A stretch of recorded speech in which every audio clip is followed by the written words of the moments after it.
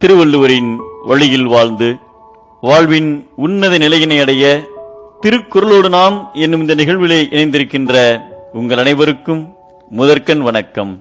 குறள் எண் 750. அதிகாரம் அரண். இந்தியாவில் முகலாய பேரரசை நிறுவ காரணமாக இருந்தவர் பாபர்.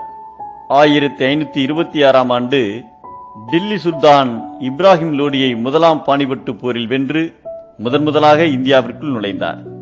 அப்போது இந்தியாவில் வீரம் செறிந்த பல சிற்றரசர்கள் அந்நிய மன்னர்களுக்கு சிம்ம சொப்பனமாக இருந்தனர். அவர்களுள் குறிப்பிடத்தக்கவர் ராஜபுத்திர அரசர் ராணா சங்கா ஆவார்.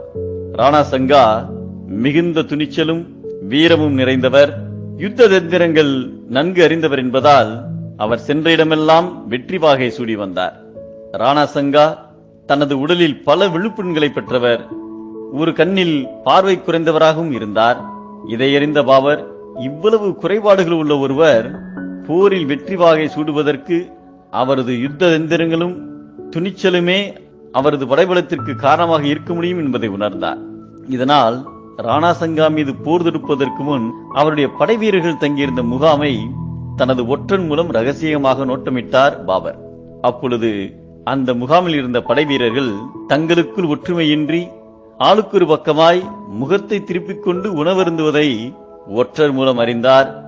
ஒற்றுமை இல்லாத இடத்தில் படை வலிமை குறைந்திருப்பது உறுதி என்று உணர்ந்தார் பாபர். உடனே தம் படைகளை உற்சாகப்படுத்தினார்.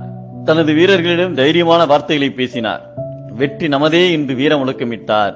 அவரது நம்பிக்கை வீண் போகவில்லை.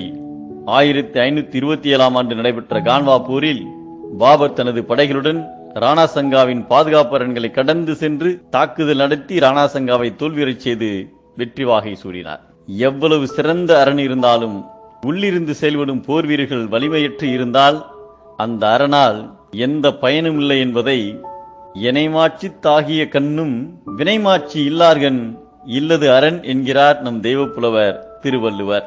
வலிமையான அரண் நாட்டிற்கு அழகு, வலிமையான வீரர்களே படைக்கு அழகு.